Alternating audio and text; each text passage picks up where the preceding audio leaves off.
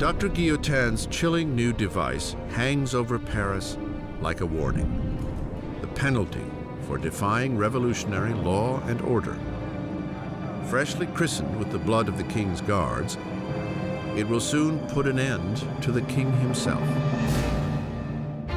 By August 1792, with the king deposed and the royal family secluded in the Temple prison, Robespierre and his Jacobins are locked in a battle with the moderates of the Assembly, the Girondins, for control of the national government. And on the streets of Paris, a new political movement takes hold. As a symbol of their rejection of aristocratic tradition, ordinary citizens refuse to wear the knee breeches or culotte of the aristocrats.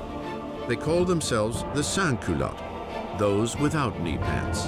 The sans-culottes considered themselves the true people of France. They were not the poorest of the poor. They tended to be fairly well-off artisans, shopkeepers, people like that. But they were people who at least claimed to work with their hands.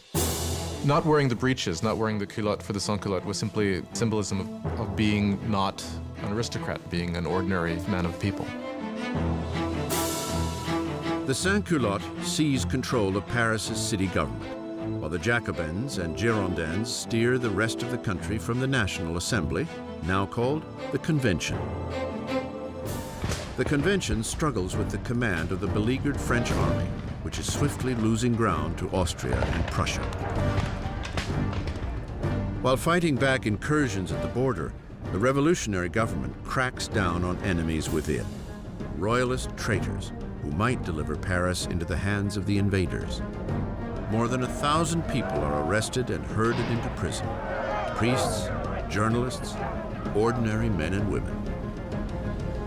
Robespierre concentrates on the internal crisis. But his friend, the Minister of Justice, Georges Danton, motivates men young and old to join the war on the frontier. He is gregarious and loud, everything that Robespierre is not. Soon, Danton's name is heard throughout Paris.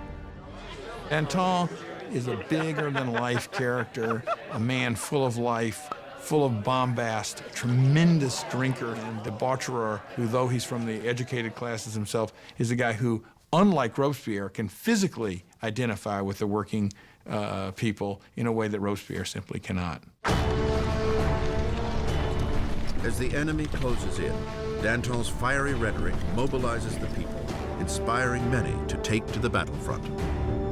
At one of the moments of greatest peril for the revolution, the Austrian and Prussian armies are invading. He gets up in front of the people of Paris and shouts, "De l'audace, encore de l'audace, toujours de l'audace, et la patrie est sauvée." Boldness, more boldness, forever boldness, and the fatherland is saved.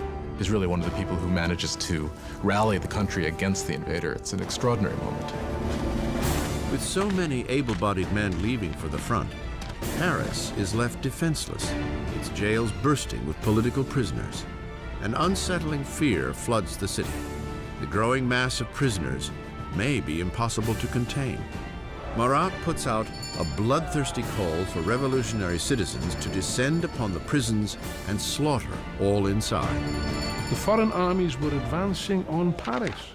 Had they linked up in Paris with these bitter enemies of the revolutions in the prisons, of course, then the results would have been fairly horrific from the standpoint of the people. In the first week of September, disastrous news arrives from the front. Prussia has taken Verdun, a town on the road to Paris. The enemy is now just miles away. The fear gripping Paris explodes. The sans-culottes break into the prisons and unleash a furious assault on the city's inmates. They will leave no traitor alive. And the sans-culottes went to the prisons, particularly the prisons where refractory priests were being held, where nobles were being held, where political prisoners were being held, and they started carrying out their own impromptu trials that were very short and that very often simply ended with slaughter. Women are raped and brutalized, priests disemboweled, aristocrats hacked to pieces. In a primeval slaughter, more than 1,600 are left dead in a matter of days. When word of the September massacres spreads throughout Europe,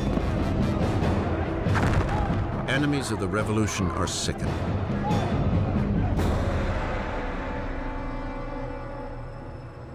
Across the English Channel, the London Times gives voice to the revulsion. Are these the rights of man? Is this the liberty of human nature? The most savage, four-footed tyrants that range unexplored Africa rise superior to these two-legged Parisian animals. The revolution has taken an inalterable turn. Even Robespierre understands that things have gone too far, that the people cannot manage the revolution on their own. They need guidance, an iron hand. And with the power of his words, the incorruptible rises to the forefront as the man who will guide the revolution. Robespierre had once pushed for a constitutional monarchy. Now he believes there is no longer room for the king. A momentous decision is made. France will put its own king on trial. With the verdict a foregone conclusion, the only debate left is punishment. The moderates, the Girondins, called for sparing Louis's life, which isolates them in the convention. The Gironde really crystallized as a faction in the convention over the debate over the king, because while they certainly wanted a republic, they were less sure that the king should actually have to die.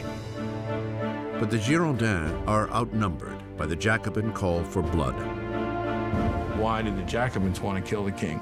I think they wanted to kill the king because, as Robespierre brilliantly said, you have to kill the king so the revolution can live. If the king is right, then the revolution is wrong. In any system there had ever been, there's only one penalty for treason, and that is death. So in this sense, if the king is guilty of betraying the country in a time of war, then the argument is that he must suffer the death of a traitor. On January 20th, 1793, Louis XVI is declared guilty. The sentence is read. The king must die. That evening, Louis is briefly reunited with his family. Calm in the face of their tears, he promises to return the next morning to say a final goodbye. He will not. He cannot bear his family's anguish and must not weaken on the way to the guillotine. The next morning, a closed carriage brings Louis to the scaffold. And he stoically makes his way to the blade.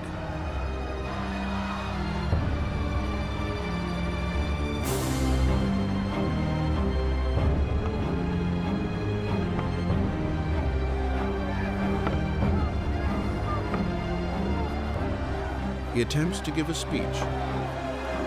I trust that my death will be for the happiness of my people, but I grieve for France, and I fear that she may suffer the anger of the Lord. But the guards drown him out with a drum roll.